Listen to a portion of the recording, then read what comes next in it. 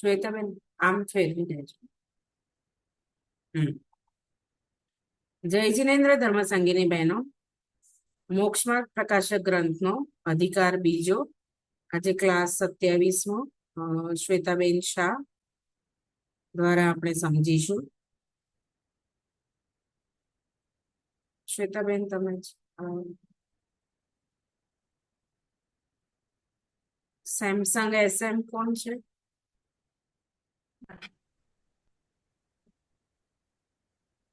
બીજું ચાલુ છે? ના ખબર નહીં, તમારું જ છે કે બીજો કોણ? મારો તો શ્વેતા શાહ જ હશે. હા બસ એ તો છે જ. બીજું કોઈ? હા બીજું એક જણ છે. એક બંધ કરું.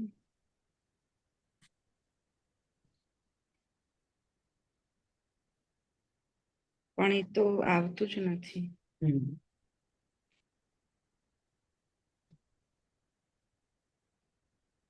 ચાલુ જ નથી થતું. આ બતાવે છે? હા જી, એક પાર્ટિસિપન્ટ પણ બતાવે છે. બની આમાં બીજા મોબાઈલ માંથી નથી થતું. નમો અરિહંતાણમ, નમો સિદ્ધાણમ, નમો આયર્યાણમ, નમો ઉવજ્જાયાણમ, નમો લોએ સવસા પૂર્ણમ. મંગલમય મંગલકરન વીતરાગ વિજ્ઞાન, નમો તાહિ જેથી થયા અરિહંતાદિમાન. કરી મંગલ કરું છું મહા ગ્રંથ કરણ શુભકાર, જેથી મળે સમાજ સ પામે નિજ પદરા. મિથ્યા ભાવ અભાવથી જે પ્રગટે નિજ ભાવ, તે જયવંત રહો સદા, એહી જ મોક્ષ ઉપા. આચાર્ય પંડિત ટોડરમલજી ગ્રંથ આ મોક્ષ માર્ગ પ્રકાશક નામનો ગ્રંથ છે, જેનો આપણે બીજા અધિકારનું સ્વાધ્યાય કરી રહ્યા છીએ. બીજા અધિકારમાં સંસાર અવસ્થાનું નિરૂપણ, કે જે સંસારમાં અલગ અલગ પ્રકારની દશા થાય છે તેનું નિરૂપણ આપણે જોઈએ. એમાં અત્યાર સુધી આપણે જે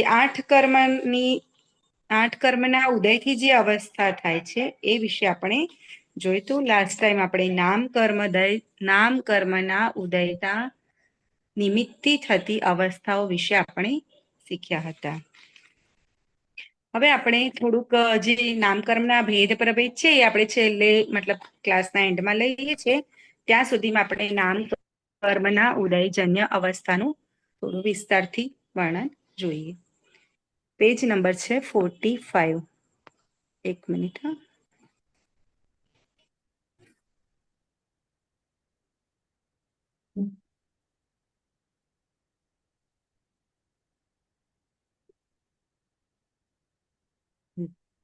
નામ કર્મના ઉદયથી આ જીવને મનુષ્યાદી ગતિઓ પ્રાપ્ત થાય છે.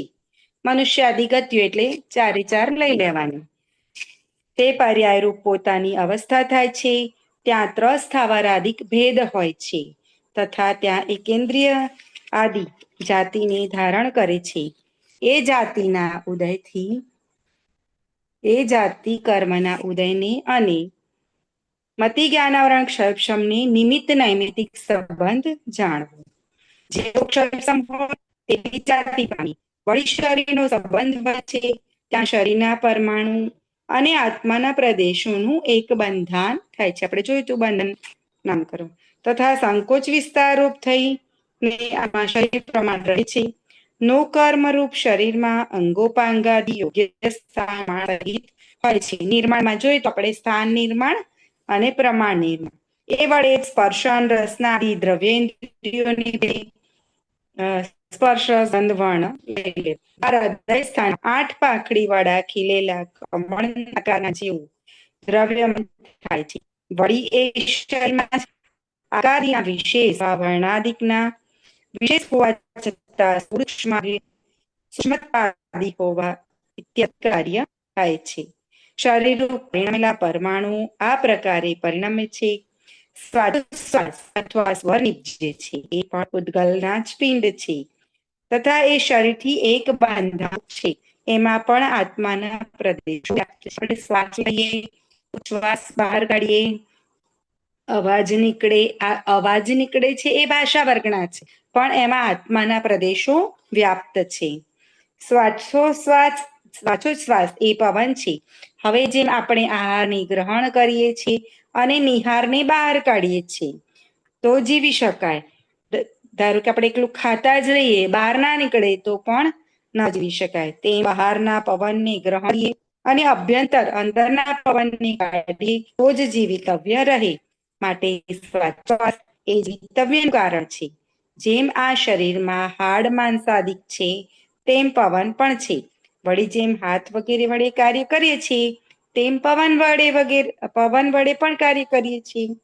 મોઢામાં મૂકેલા ગ્રાસ એટલે કે કોળિયાને પવન વડે તેમાં ઉતારીએ અને મળતી પવનથી બહાર કાઢીએ છીએ. જાણવું, જેમ આપણે એક મઢામાં કોળિયો મૂક્યો તો એ કોળિયો પવનથી જશે. આપણે કે મેં ઉતાર્યો તો તારું કોઈ કાર્ય નથી અને એ બહાર પણ પવનથી જ નીકળશે.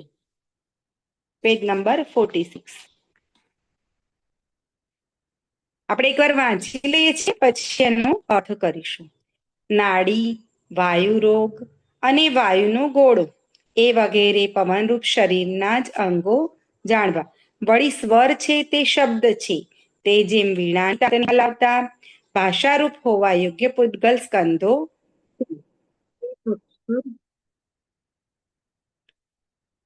તે સાક્ષર વા અનક્ષર શબ્દરૂપે પરિણમ છે. તેમ તાળું, હોઠ ઇત્યાદિ અંગોને હલાવતા ભાષા પર્યાપ્તિમાં ગ્रहेલા જે પૂતગલ સ્કંદો છે તે સાક્ષર વા અનક્ષર શબ્દરૂપ પરિણમે છે. શું કહેવા માંગે છે કે નાડી, નાડી એટલે આપણે અહીંયા જોઈએ ને આમ હાથમાં આમ કરીને. વાયુ રોગ, અંદર વાયુનો રોગ થાય, વાયુનો ગોળો નથી કહેતા મને આમ બહુ ગેસ થઈ ગયો છે તો એ વગેરે એ બધા શરીરના અંગો જ જાણવા. વળી સ્વર અવાજ નીકળે ને એ શબ્દ છે. જેમ વીણાની તાત, વીણા હોય ને ગિટાર હોય એને આપણે જે એના વાયર હોય તાર એનામ હલાઈએ તો ભાષારૂપ અવાજ નીકળે છે એમાંથી. તો એ બધા પૂતગલ સ્કંધો છે. તે બે સાક્ષર વા અનક્ષર. તો આપણે જે બોલીએ છીએ આ અવાજ આપણે બોલીને નીકળીએ છીએ ને શબ્દ વાળું તો એને સાક્ષર કહેવાશે. અને અનક્ષર એટલે કે જેનું મતલબ મ્યુઝિક વાગતું હોય, આ કુદરતી ઝરણાનો અવાજ હોય એ બધાને અનક્ષર કહેવાશે. તો એ શબ્દરૂપ પરિણમે છે. જેમ તાળું, હોઠ, આ અંદરનું તાળું, હોઠ એ બધું હલાવીએ ને તો ભાષા એનામાં નિમિત્ત છે. તે સાક્ષર વા અનક્ષર શબ્દરૂપે પરિણમે છે. તો અનક્ષર જે મતલબ મનુષ્યને બોલે ને આપણે વાત કરીએ છીએ એ સાક્ષર થશે. અને જેમાં ક, ખ, ગ, ગ, એ બધા શબ્દો ના આવે તો એને નિરક્ષર કહેવાશે. તો એમાં પરિણમે છે. વળી શુભ અશુભ ગમનાદિક થાય છે તે એમ જાણવું કે જેમ બે પુરુષોની એક દંડી બેડી હોય ત્યાં એક પુરુષ ગમનાદિ કરવા ઈચ્છે તો ગમનાદિ ન થઈ શકે. બે પુરુષ છે એને બંનેને એક પગ બાંધી દે તો શું કરે ખબર છે? લોકો આપણે આ ગામડામાં બધે છે ને તો ગધેડા ખેડતા હોય ને તો એના બંને એક એક પગ બાંધી દે એટલે નાસી ના જાય. બે ગધેડા હોય ને તો બંનેને એક એક પગ બાંધી દે એટલે જઈને કેટલે જાય? થોડેક સુધી જાય, બહુ દૂર સુધી ના જઈ શકે. તો બે પુરુષોને એક દંડી બેડી હોય તો એક પુરુષને જવાની ઈચ્છા હોય પણ ના જઈ શકે અને બીજો જાય તો જ એ જઈ શકે. તો એ રીતે અને એક જણ બેસી રહે તો એને પણ બેસી જ રહેવું પડશે. અને એક બાળવાન હોય, એકને જવું જ હોય તો બીજા ના ઈચ્છા હોય તો પણ જવું પડે.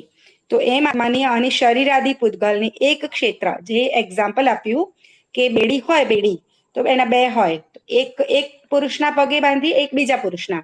તો એક વ્યક્તિ બળવાન છે તો એને જાય તો પડે જવું પડશે. અને એકને ના બીજાની ઈચ્છા છે પણ એક જણ નથી જતો એ બળવાન મતલબ એ આળસ કરે છે, એ બેસી જ જાય છે, તો એ નહીં જશે. એવી રીતે શરીર અને આત્માની એક ક્ષેત્ર અવગાહરૂપ બંધન છે. એક ક્ષેત્ર એટલે આકાશના એક ક્ષેત્રમાં રહેલા છે. તો આ ત્યાં આત્માની ઈચ્છા છે કે મારે જો ચાલવું છે, પણ પૂતગલમાં એ નહીં. શરીરમાં જે પૂતગલ પરમાણુ છે એમાં શક્તિ નથી, કરી શકે. અને પૂતગલમાં શક્તિ હોવા છતાં પણ પૂતગલમાં શક્તિ છે, પણ આત્માની ઈચ્છા નથી, મારે આજે ઊભું જ નથી થવું અહીંયાથી.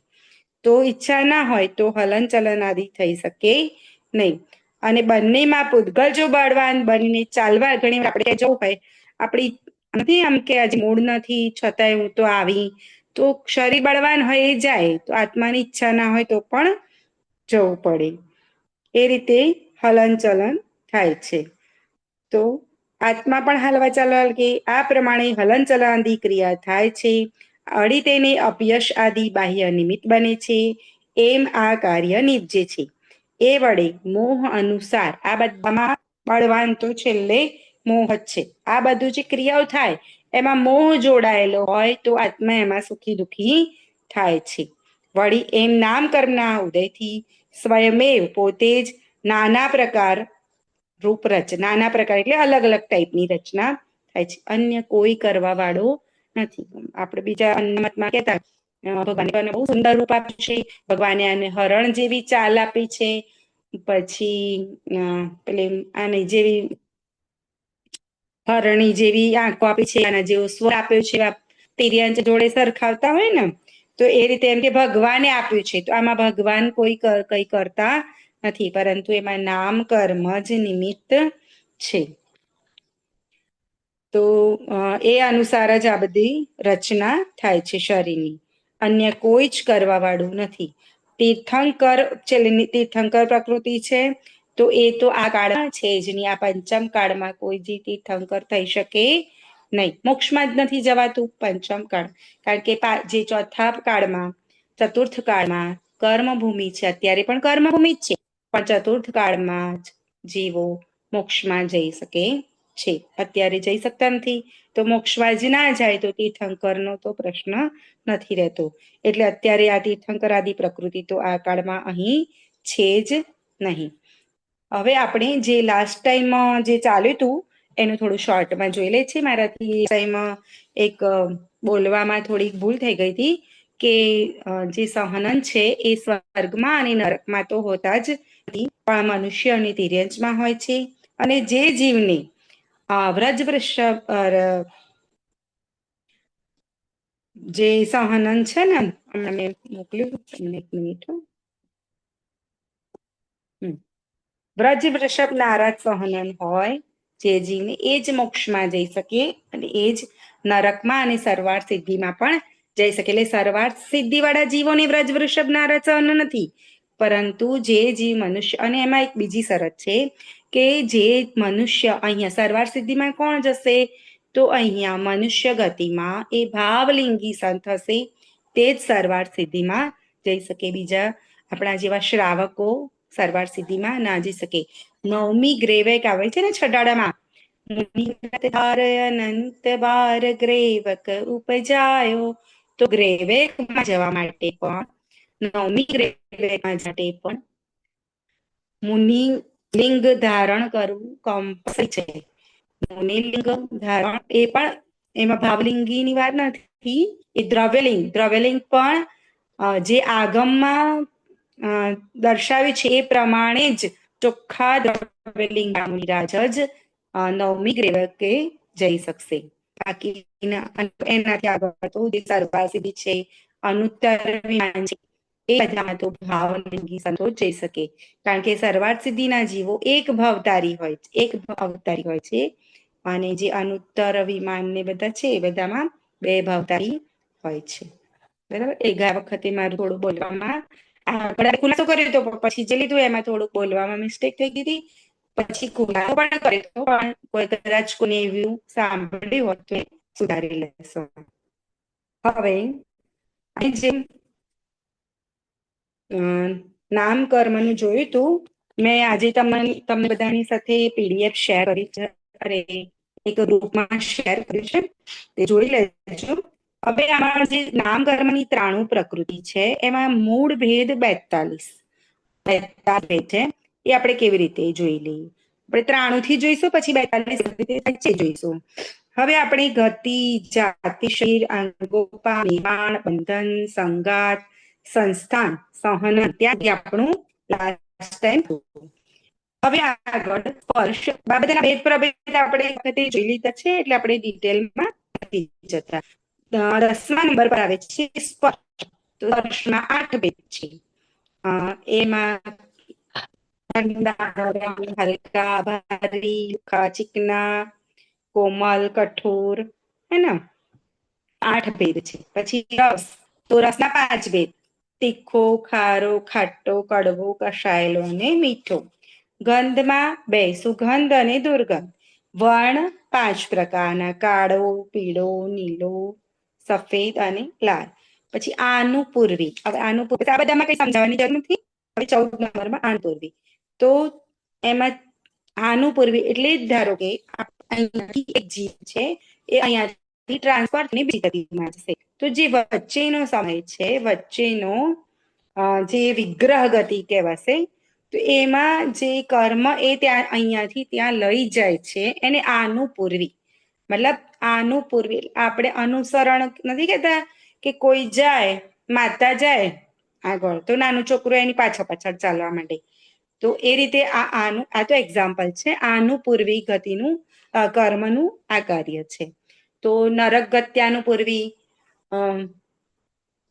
તિર્યંજ ગત્યાનુપૂર્વી, મનુષ્ય ગત્યાનુપૂર્વી અને દેવ ગત્યાનુપૂર્વી. બધાને શેર કરી છે સેજલબેને, એમાં જોઈ લેજો. હવે આ આપણા જે ગ્રુપ વાળા કર્મ, મતલબ ગ્રુપ વાળા જે હતા ભેદ, એ આપણે જોઈ લીધા. તો એમાં 14 છે એના ગ્રુપ થાય છે.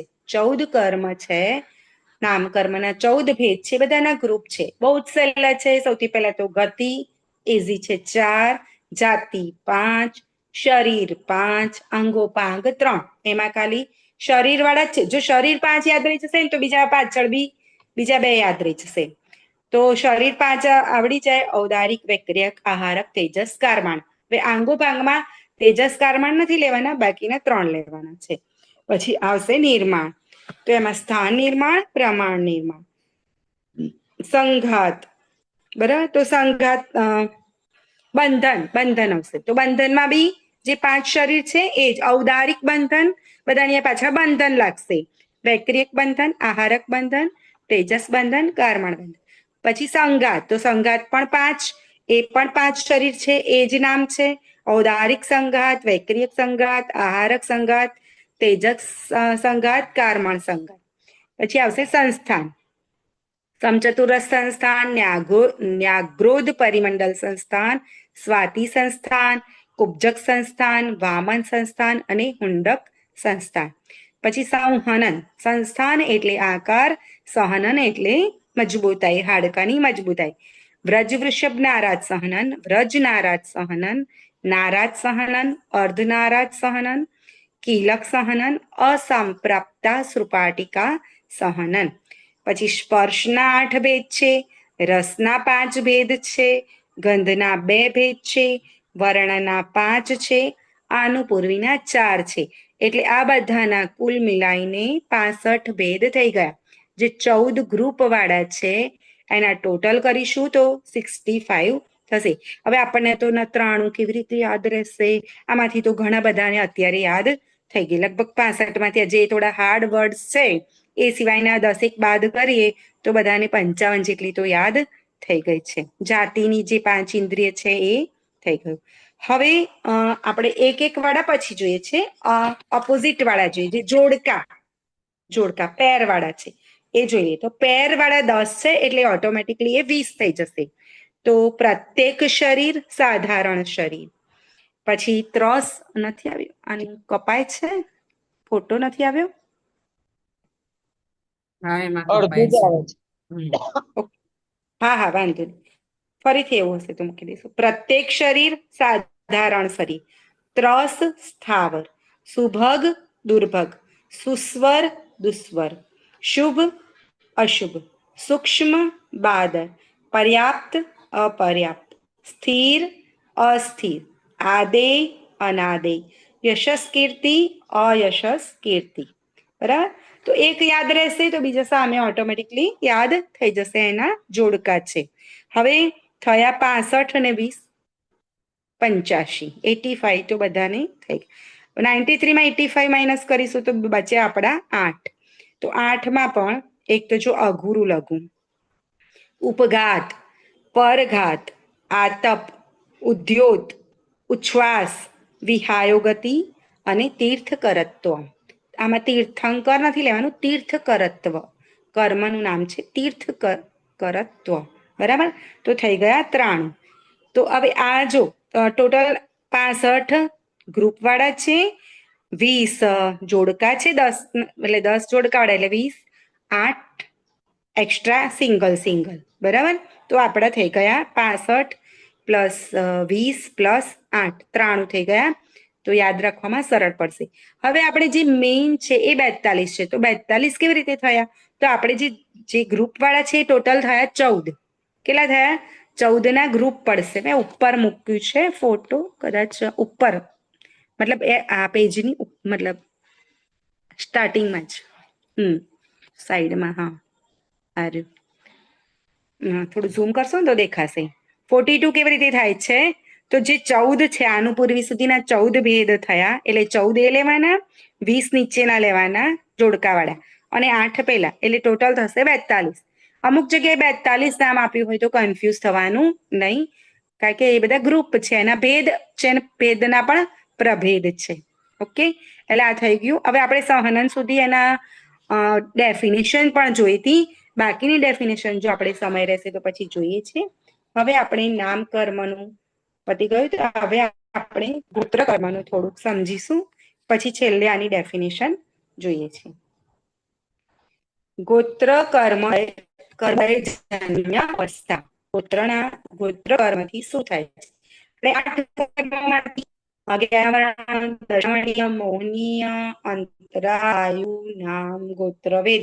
આ બધા વેદની બધા જોડે ગોત્રનું બાકી છે. ગોત્રનું શું? ગોત્રમાંથી નીચ ઊંચ કુળોમાં ઉપજ થાય છે. ત્યાં પોતાનું પ્રાપ્ત થાય છે. મોહના નિમિત્તથી આત્મા તમારો અવાજ પણ થાય. અવાજ આવતો કપાય છે? નથી બરોબર. હા, તમારું થોડું નેટવર્ક વચ્ચે વચ્ચે અવાજ કપાઈ જાય છે. ગોત્ર કર્મથી નીચ ઊંચ કુળોમાં ઉપજવું થાય છે. ત્યાં પોતાનું હીન અધિકપણું પ્રાપ્ત થાય છે. મોહના નિમિત્તથી આત્મા સુખી દુઃખી પણ થાય છે. પણ કેમ લીધું? કે આ બધાથી નહીં, બધામાં મોહ કર્મ તો છે જ. દરેક કર્મમાં જે બધી અવસ્થાઓ થઈ, તે અવસ્થા એટલી બધી હેરાન નથી કરી, પણ એમાં મોહ કર્મ એડ થાય છે, એટલે ત્યાં પણ તકલીફ ઉત્પન્ન કરે છે. એ પ્રમાણે અઘાતી કર્મોના અવસ્થાઓ થાય છે. એમ અનાદિ સંસારમાં આપણે તો વાંચેલી છે, પછી એનું વિશ્લેષણ કરીશું. ઘાતી અઘાતી કર્મોના ઉદય અનુસાર આત્માની અવસ્થાઓ થાય છે. હે ભવ્ય, પંડિતજી આપણા માટે કેટલી કરુણા કરે છે. હે ભવ્ય, આપણને ભવ્ય કીધા. આનાથી બીજું કોઈ મોટું સન્માન નથી. સ્ટેજ ઉપર બોલાઈ, હાર પહેરવે, ગિફ્ટ આપે, પહેરાવે, શોલ ઓઢાડે, એ બધું કોઈ સન્માન નથી. પણ આપણને અનંત જ્ઞાનીઓ, અનંત મુનિરાજો અને અનંત ભગવાન, સિદ્ધ ભગવાન કે તીર્થંકર બધાએ આપણને ભવ્ય કીધું, તો એનાથી બીજું કોઈ જ મોટું સન્માન નથી. તારા અંતરંગમાં તો વિચાર કરીને, જો કે એમ જ છે કે નહીં, વિચાર કરતા તો તને એમ જ પ્રતિભાસશે. જો એમ જ છે તો તું એમ માન કે મને અનાદિ, ઇન્વર્ટેડ કોમા લખ્યું છે, મને એટલે કે આપણને છે કે મને અના સંસારો તેના નાશને ઉપાય કરવો આવશ્યક છે. એ વિચારથી મારું કલ્યાણ થશે. તારે આપણે શું લેવાનું? મારું. તારું કીધું તો આપણે શું લેવાનું?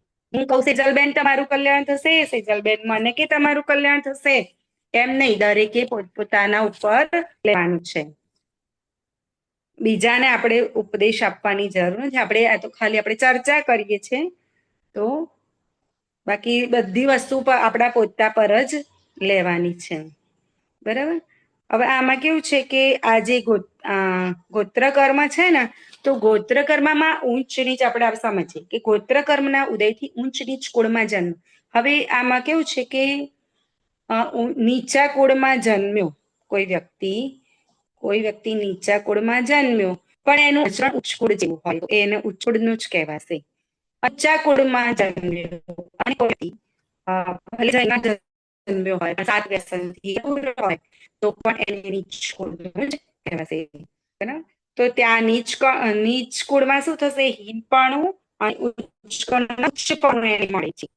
પછી શું કરે કે અમે તો ઊંચા કુળના છીએ, અમારા તો છે, મારા પિતા રાજા છે, મારા સસરામ છે, પેલું મદ થાય ને ઉત્પન્ન, જાતિ મદ, કુળ મદ, એ રીતે. તો એ મોહના કારણે સુખી દુખી થાય છે. આમ ગર્ભ શ્રીમંત છીએ, અમે તો ક્યારે બસમાં પણ ટ્રાવેલ નથી કર્યું, અમે તો ક્યારે કોઈ દુઃખ શું છે જ ખબર નથી, જાતે પાણીનો ગ્લાસ પણ નથી ભર્યો, તો અમે આવી રીતે ઊંચા છીએ એવું અભિમાન કરે છે. અમે પછી ઘણા જે લોકો બિચારા ગરીબ હોય તો કે અમે તો બહુ દુઃખી છીએ, એ કાયમ હીનપણાની જ માન્યતા રાખે. આ રીતે બંને દુઃખી થાય છે. આ પ્રમાણે જે અઘાતી કર્મની, આ આપણે અઘાતી કર્મનું જોઈએ ને, તો અવસ્થાઓ થાય છે. એમ અનાદિ સંસારમાં અઘાતી કર્મના ઉદય અનુસાર આ બધી અવસ્થાઓ થઈ. તો હે ભવ્ય, પંડિતજી આપણને કહે છે કે હે ભવ્ય, તારા અંતરંગથી બેસ, તું વિચાર કર. ડોક્ટરે તને કીધું કે તમને આ બધું થાય છે, તો તું વિચાર કર કે હે સાચે, હા બરાબર, મને આમ થાય છે.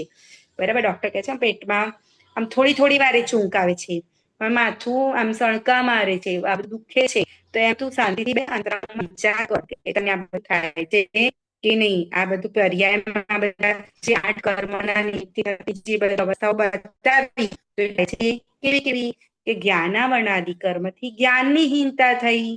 તો એવું થાય છે તને? હા, મને અત્યારે જેવું ભગવાનને કેવળ જ્ઞાન છે એવું નથી, તો મારી અત્યારે જ્ઞાનની હીનતા છે. દર્શનની હીનતા, દર્શનાવરણી કર્મથી દર્શનની હીનતા બતાવી. ભગવાનની વાત તો જવા દો, પણ આપણને સમ્યક જ્ઞાન પણ નથી, કે કોઈ અંગનું પણ જ્ઞાન નથી, કોઈ પૂર્વનું જ્ઞાન નથી, કોઈ આ તો ઠીક છે આપણે 2-4 શબ્દો બોલતા આવડી ગયા એટલે મને આવડી ગયું એમ નથી, કારણ કે આ તો આખા સમુદ્રમાં એક ગ્લાસ નહીં, એક ટપકું પણ હજુ આપણને આવડતું નથી. દર્શનાવરણી કર્મથી દર્શનની હીનતા બતાવી. મોહનીય કર્મથી શું બતાવ્યું? કે મિથ્યા શ્રદ્ધા અને મિથ્યા આચરણ, એ બતાવ્યું. આપણું આચરણ કેવું છે, આપણી શ્રદ્ધા કેવી છે. અંતરાય કર્મથી દાન, લાભ, ભોગ, ઉપભોગ, વીર્ય, એ બધાનું અલ્પપણું બતાવ્યું. વેદનીય કર્મથી સાતાનું ફિલિંગ કેવું કરીએ છીએ, અસાતાનું ફિલિંગ કેવું કરીએ છીએ, એ પણ આપણને એક્ઝામ્પલ થ્રુ બધું જ બતાવ્યું છે. આયુ કર્મથી શરીર, જ્યાં સુધી આપણું આયુ કર્મ રહેશે ત્યાં સુધી તમે એ જ શરીરમાં રહેશો. ગમે તે આગળ આવે તો આપણે ગમે તેટલા ઉપાય કરો, ગમે તેટલા કારણ મળે, છતાં પણ આયુ કર્મનો ઉદય કે ક્ષય હોય તો એનું મરણ કે જીવન એ રીતે થશે. નામ કર્મથી શરીરમાં અવસ્થા બતાવી, અને ગોત્ર કર્મથી ઉચ્ચ નીચ કુટુંબનું મળવાપણું પણ બતાવ્યું. આપણને છે, કુટુંબ મળ્યું છે, ડોક્ટર સાહેબ કે શુભ આયુ પૂરણ, આયુ શુભ આજીવિકા, દુર્વાસના કી મંદતા, પરિવાર કી અનુકૂલતા, બધું જ મળ્યું છે આપણને, કોઈ કસર બાકી નથી રાખી.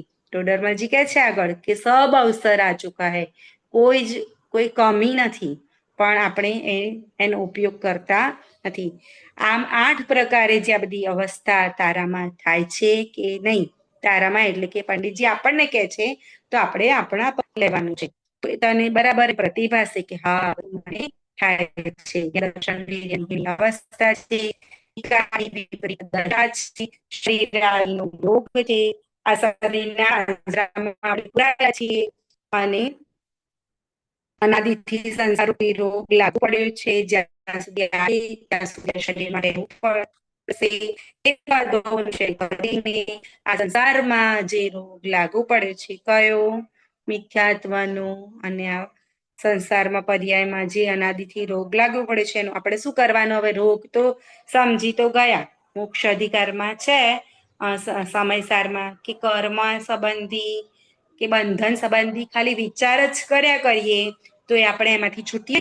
જેમ કે કોઈ વ્યક્તિને જેલમાં આવ્યો હોય અને એવી રીતે કોઈ રૂલ્સ તોડવો યોગ્ય નથી, પણ જે લોકો નથી જેલમાંથી ભાગી જતા હોય છે તો એ બસ એ બેસીને આમ વિચાર કર્યા કરશે કે હું આ હાથકડી છે એ આ રીતે તોડું, આમ કરું તેમ કરું, તો એ વિચાર કર્યા કરશે તો એ નહીં છૂટે. પણ એ જે પ્રોસેસ છે એ પ્રોસેસ ફોલો કરશે તો જ એ જેલ છોડીને આવી શકશે. તો એ રીતે આપણે આ સંસારી જે રોગ થયો છે અને બધા કારણો પણ બતાવે, બસ અને માથું દુખે છે, મને થાય છે, તો એ જ બોલ્યા કરીશું તો એમ કહી શકે રોગ થવાનું નથી. પરંતુ શું કરવાનું? કે જે દવા લખ્યા સાંભળવાની, એ પ્રમાણે ફોલો કરવાનું, પાડવાની, દવા લેવાની, તો જ આપણું દુઃખ દૂર થશે. તો આ પ્રમાણે આ બધા રોગ થયા છે, આ જે અવસ્થાઓ થઈ છે એ પર્યાયમાં થઈ છે.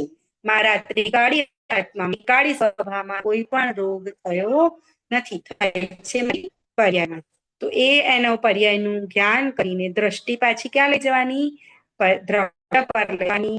અને જો સંસાર જ ના હોય, હવે આપણે એમ કહીએ કે ભગવાનને શિવ ભગવાનને આ બધું વિચાર કરવાનું તો ના થાય. કેમ કે પર્યાયમાં રોગ જ નથી, આપણે પર્યાયમાં રોગ છે એટલે આપણે દૂર કરવાનો છે. તો સંસારના નાશનો ઉપાય શ્રદ્ધા, જ્ઞાન અને આચરણ એ કરવું, એ જ એનો ઉપાય છે.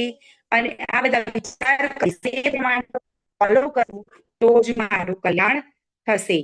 અને આ તીર્થંકરે આપણા જીનેન્દ્ર ભગવાનની વાણીમાં ઉપદેશ આવે છે, અવસ્થા બતાવી છે. એમણે પણ આપણું જોયું છે અને એમણે આપણા ભાવ જોયા. તો એ રીતે વૈદ છે, રોગ બતાવી, રોગ નક્કી કરી, દવા લખી આપી, એ પર્યાયમાં આપણે શ્રી ગુરુએ પણ રોગ બતાવ્યો, નક્કી કર્યું, આપણે એનો ઉપાય કરીશું તો આપણે ત્યાંની પાસે એની દવા લઈશું. આચાર્ય, તમે આ સંસારરૂપી રોગને દૂર કરવા માટે શું પ્રયત્નો કર્યા? પ્રયત્નમાં અત્યારે લાગી ગયા છો. મારે પણ પ્રયત્ન કરવો છે. અને હે અરિહંત ભગવાન, હે ભગવાન, એમણે પૂર્ણ રોગ નાશ કરી દીધો છે.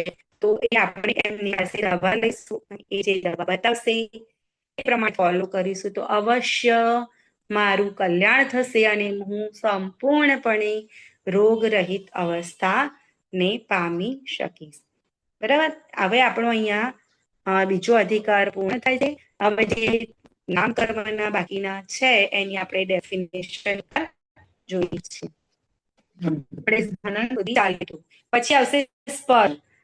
તો એ શરીરમાં ગરમ, ચીકણું એ બધું જે થાય છે તો એ સ્પર્શના કારણે થાય છે.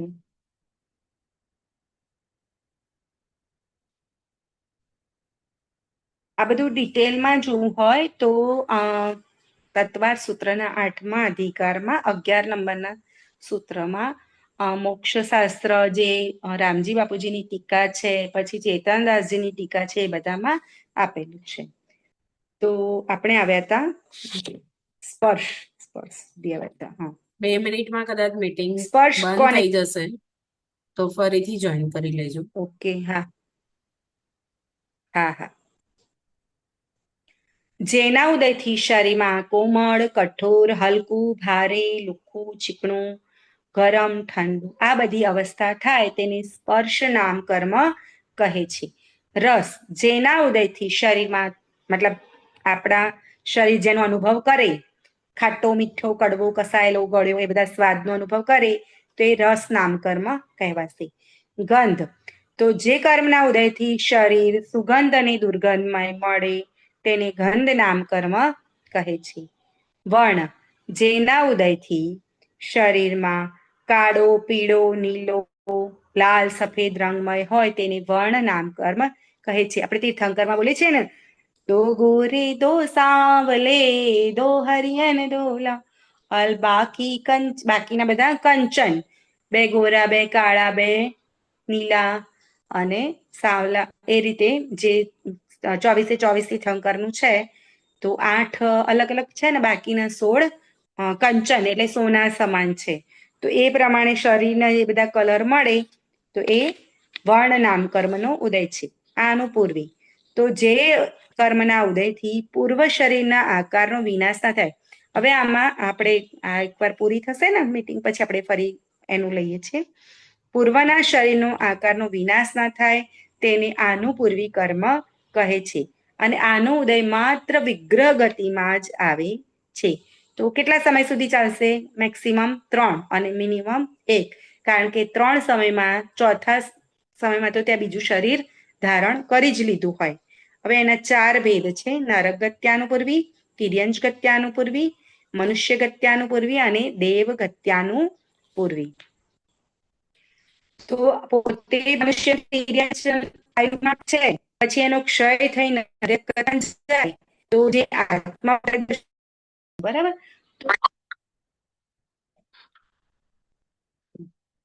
આપણે ગત્યાનુપૂર્વી વિશે સમજી રહ્યા છીએ. તો કોઈ જીવનું આ મનુષ્ય ગતિમાંથી દેવ ગતિમાં ગમન થાય છે, મતલબ અહીંયાથી મરીને એ દેવ ગતિમાં જન્મ ધારણ કરે છે. તો આ આનુપૂર્વી કર્મ છે એ વિગ્રહ ગતિમાં જ ઉદયમાં આવે છે, બાકીના સમયે ક્યારે ઉદયમાં નથી આવતું. તો જીવ અહીંયાથી મનુષ્ય છે, તો મનુષ્ય છે તો એનો આકાર સ્ત્રી અથવા પુરુષ જે પણ હોય તો એનો છે. તો અહીંયાથી જશે એ સ્વર્ગમાં. તો જે એ રસ્તામાં એટલે કે 3 સમય, મેક્સિમમ 3 સમય, મિનિમમ 1 સમય, તો એમાં જે આકાર હોય એ લાસ્ટ પર્યાય.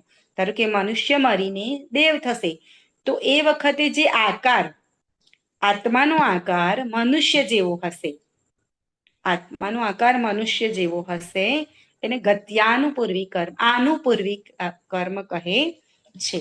બરાબર. તો એ વિગ્રહ ગતિમાં જ હંમેશા હોય છે અને એનો 3 સમય, 1 2 3 સમય જેટલો એનો સમય હોય છે. અઘુરુ લઘુ, જેના ઉદયમાં શરીર લોખંડના પિંડ સમાન ભારી થઈને નીચે નથી પડી જતું અને જે રૂ હોય ને પેલું એકદમ હલકું, તો એના સમય એવો થઈને ઉપર નથી ઉડતો, એને અઘરું લઘુ નામ કર્મ કહે છે. તો આ કેવું કે ઘણા લોકો બહુ જાડા હોય છે, બરાબર. તો બહુ જાડા હોય તો કે એમ પડી નથી જતા, અને ઘણા સાવ એવા પતલા હોય કે ઉડી પણ નથી જતા એમ. તો એ અઘરું લઘુ કહેવાશે. તો એટલું બધું ભારે હોય છતાં પણ એ પડી નથી જતું, અને હલકું હોય તો એ ઉડતું નથી.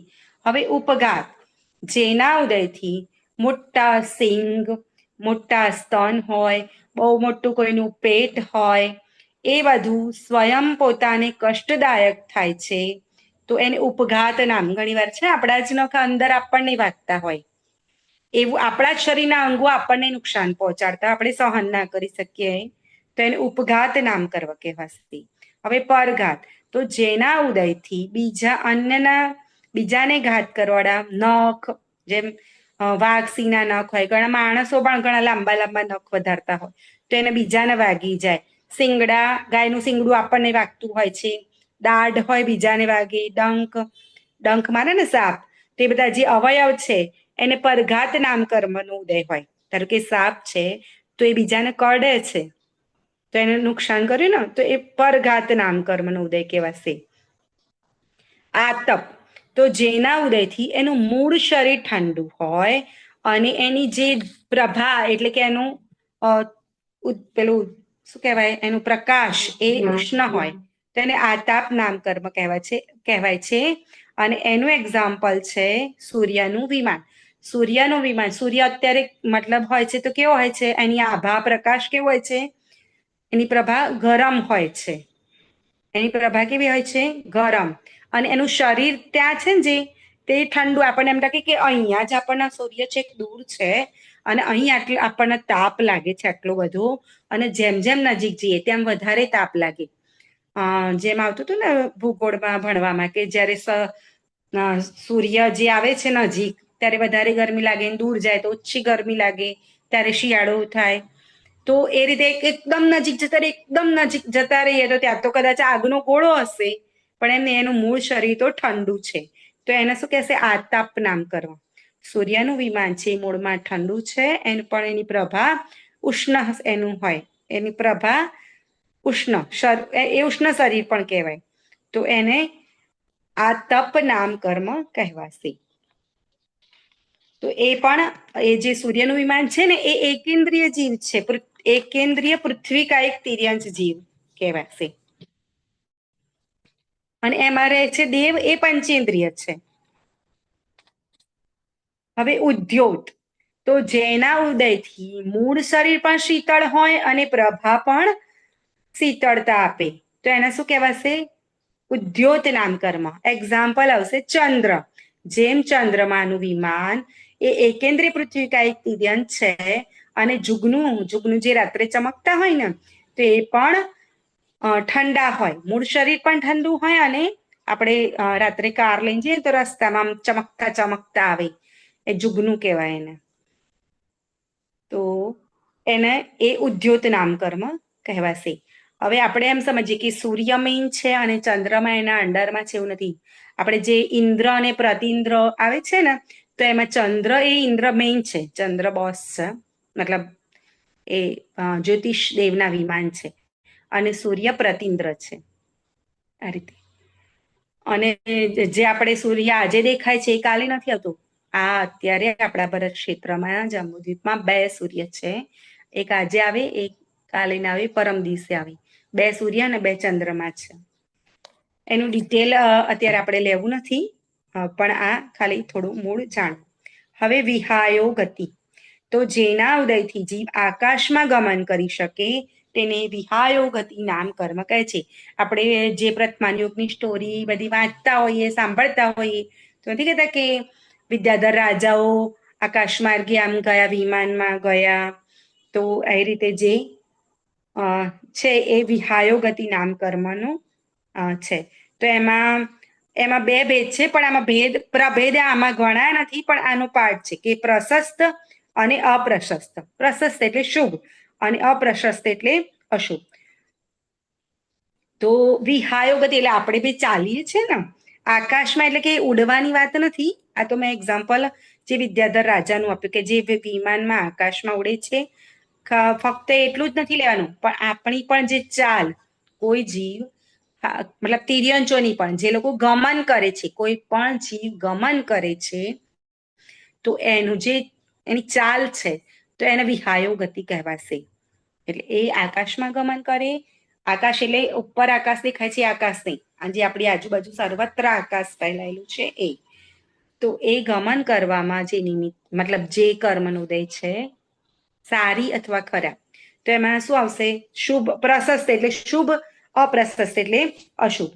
તો એમાં આવશે જો હાથી છે, બળદ છે, એ એકદમ સુંદર ચાલતા હોય છે, તો ઘણા નથી કહેતા એની સરસ ચાલ છે, હરણ જેવી ચાલ છે, આમ હાથી બી મલપતો ચાલતો હોય, તે પ્રશસ્ત વિહાયો ગતિ કહેવાશે. પછી ઊંટ છે, ગધેડું છે, એ લોકોની ચાલ અશુભ હોય છે, મતલબ એનું એ રીતની ચાલતા હોય, તો એને અપ્રશસ્ત વિહાયો ગતિ નામ કર્મ કહેવાશે. હવે વિહાયો ગતિ શબ્દ હાર્ડ છે, પણ વિહાય એટલે એનું મિનિંગ થશે આકાશ, ગતિ એટલે ગમન કરવું. તો જેના ઉદયમાંથી આકાશમાં ગમન થાય, તો આકાશ એટલે ઉપરનું આકાશ નહીં, પણ સર્વત્ર જ્યાં પણ આપણે ચાલીએ છીએ ત્યાં. તો આ વિહાયો ગતિ નામ કર્મ થયું. બરાબર. હવે આપણે જે થઈ ગયા હતા, પ્રત્યેક શરીર, તો જેના ઉદયથી એક શરીરનો આત્મા, એક જ એમાં આત્મા હોય, એને પ્રત્યેક શરીર કહેવાશે. અને સાધારણ શરીર, તો એના એક શરીરમાં અનંત જીવ રહેલા હોય, તો એને કહેવાશે સાધારણ શરીર. તો પ્રત્યેક શરીર, આપણે વનસ્પતિના ભેદ છે, સાધારણ અને પ્રત્યેક. તો પ્રત્યેકમાં જે દૂધી છે કે એ બધા પ્રત્યેક શરીરમાં આવશે, અને સાધારણમાં જે બધા કંદમૂળ છે ને, એ સાધારણ નામકર્મના, કારણ કે એની શરીર, ઇન્દ્રિય, શ્વાસોશ્વાસ એ બધું બધાનું ભેગું હોય, તો એને સાધારણ શરીર કહેવાશે. પછી ત્રસ અને સ્થાવર, તો જે કર્મના ઉદયથી જીવને 2 ઇન્દ્રિય, 3 ઇન્દ્રિય, 4 ઇન્દ્રિય, સંઘની પંચેન્દ્રિય, અસંગની પંચેન્દ્રિય એ બધામાં જન્મ થાય તેને ત્રસ નામ કર્મ કહે છે. અને જેના ઉદયથી જીવનો પૃથ્વી, જલ, અગ્નિ, વાયુ, વનસ્પતિ આ બધામાં 5 સ્થાવર કાયનામાં ઉત્પન્ન થાય કેન્દ્રિયમાં તેને સ્થાવર નામ કર્મ કહેવાશે. હવે આવ્યું સુભગ. જેના ઉદયથી આપણે બીજાને સારા લાગીએ તો એને કહેવાશે સુભગ. આપણને જોઈને કોઈને પ્રીતિ થાય. ઘણી વાર આપણને જોઈને કોઈ પ્રેમ ના કરે. આપણે ક્યાંક જતા હોય તો કોઈક ઘણા એવા નાના છોકરા હોય તો આપણને કદાચ જોવાય ના ગમે કે કોઈ વ્યક્તિ પ્રત્યે આમ એટલું બધું આમ ઠીક છે ચલો, અને કોઈને જોઈને એમ આપણને એની જોડે બોલવાની ઈચ્છા થાય કે એના પર પ્રત્યે પ્રીતિ થાય તો એને સુભગ કહેવાશે. અને કોઈને જોઈને એટલું ના થાય એને દુર્ભગ કહેવાશે.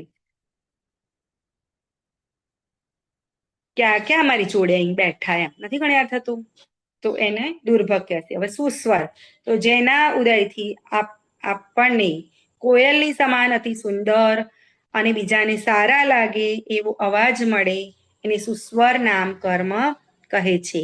અને જેના ઉદયથી આપણને ગધેડાની સમાન ખરાબ અને કોઈને ગમે જ નહીં એવો અવાજ મળવો એને દુસ્વર નામ કર્મ કહે છે. ગધેડા જેવું ગાય છે, ભેંસાસુરમાં ગાય છે તો એ દુસ્વર.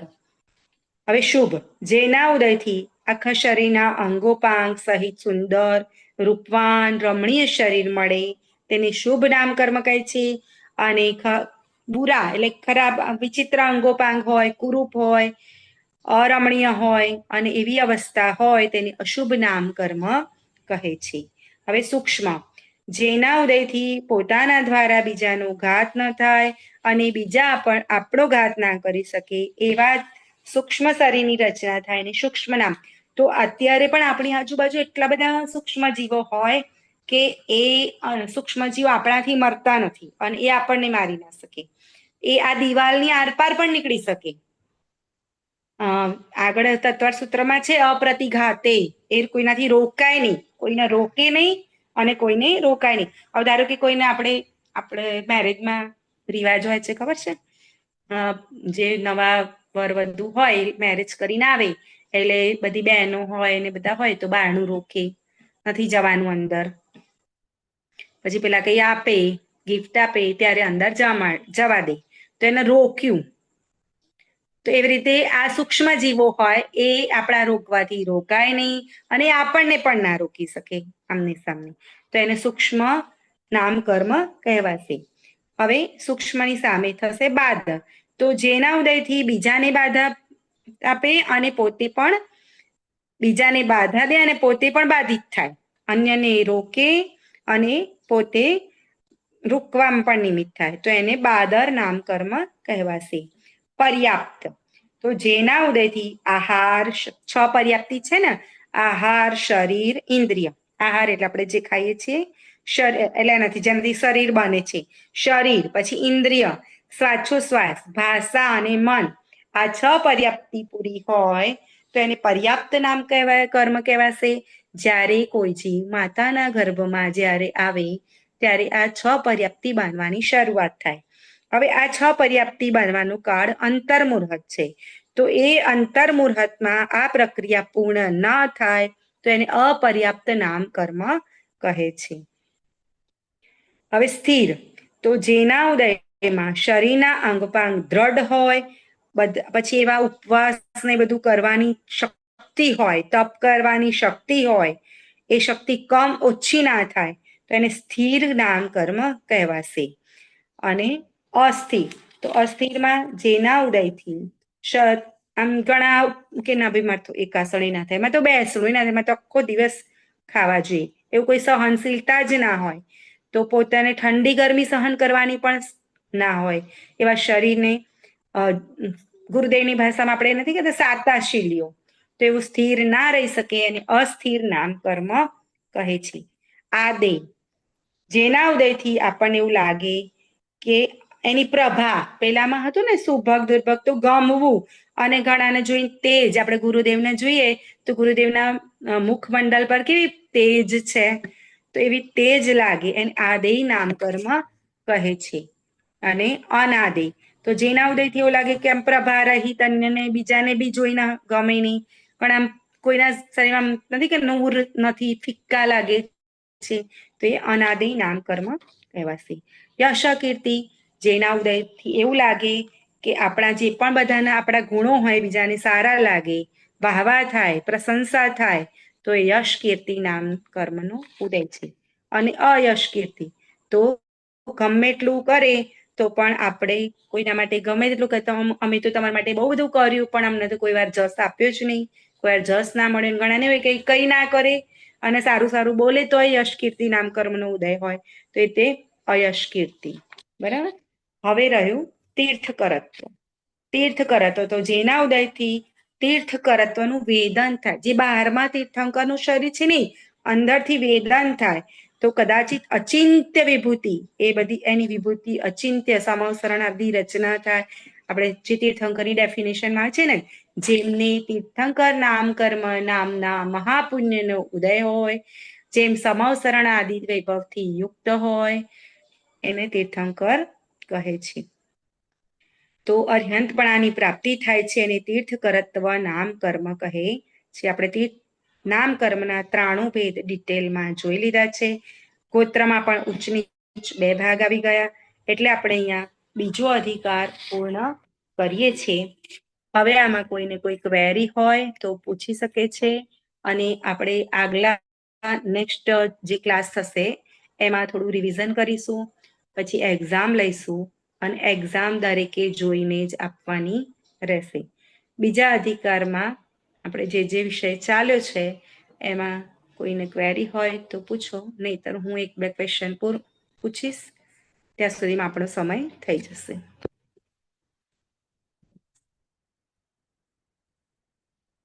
પૂછી લઉં હું જ? પૂછવું જ કોઈને?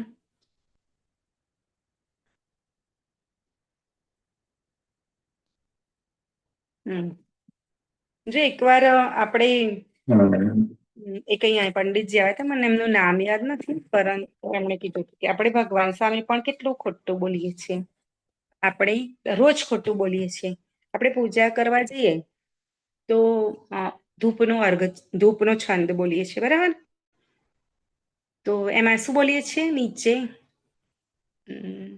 કવિતાબેન શું બોલીએ છીએ? ધૂપના જે 4 લીટી બોલીએ પછી નીચે શું બોલીએ છીએ? ધારો કે આજે મહાવીર ભગવાનની આપણે પૂજા કરી અને ધૂપનો છંદ બોલ્યા, અષ્ટકર્મ વિનાશનાય. અષ્ટકર્મ દહનાય અથવા અષ્ટકર્મ વિનાશનાય. આપણે બોલીએ છીએ શું? કે મારા 8 કર્મ નષ્ટ થઈ જાવ. પાછું આપણા અંદરથી મારા કોઈ વખાણ કરે, મને ઉચ્ચ કુળ મળે, મને સારો અવાજ મળે, એ તો હજુ અંદરમાં લુલુપતા પડેલી જ છે. એ બધી તો આ આપણે જે જોયા, હવે બધા જે એટલા નામ કર્મને તો બધાની ઈચ્છા છે, ચલો મને ગતિ, હા જો આમાંથી જ આપણે લઈએ તો મનુષ્ય ગતિ મળે, દેવ ગતિ મળે, જાતિમાં પંચેન્દ્રિય મળે, શરીર બી સારું, મતલબ આ બાજે શરીર માંથી એ રીતે મળે, અંગોપાંગ સારા હોય, નિર્માણ બધું જ વૃષભ નારાજ સહનન મળે, સમચતુરસ સંસ્થાન મળે, પછી આ સ્પર્શ ગંધમાં બી સુગંધ સારી મળે, પછી શરીરમાં પણ પ્રત્યેક શરીર એ તો આપણું નથી, એકેન્દ્રિયના છે, 3 પર્યાય મળે, પછી સુભગ મળે, સુસ્વર મળે, શુભ મળે, યશ કીર્તિ મારી વાહવા થાય. તીર્થ કરત્વ આપણી ઈચ્છા તો હોય ને કે ભાઈ આપણે તીર્થંકર બનીએ, પરંતુ તીર્થંકર તો નરકમાં અસંખ્ય જીવો તીર્થંકરની લાઈનમાં છે, એટલે આપણો નંબર તો ઘણા નહીં, ઘણા કાળ સુધી આવવાનો જ નથી. એટલે તે તીર્થંકર બનવાની જેની ઈચ્છા હોય ને એને તો મોક્ષ બહુ દૂર થઈ જવાનો છે. એટલે ઘણા ના ભાઈ આપણે સાદા સિદ્ધ નથી બનવું, આપણે તો તીર્થંકર બનીશું તો આપણા 3 લોકમાં આપણી વાહવા થાય.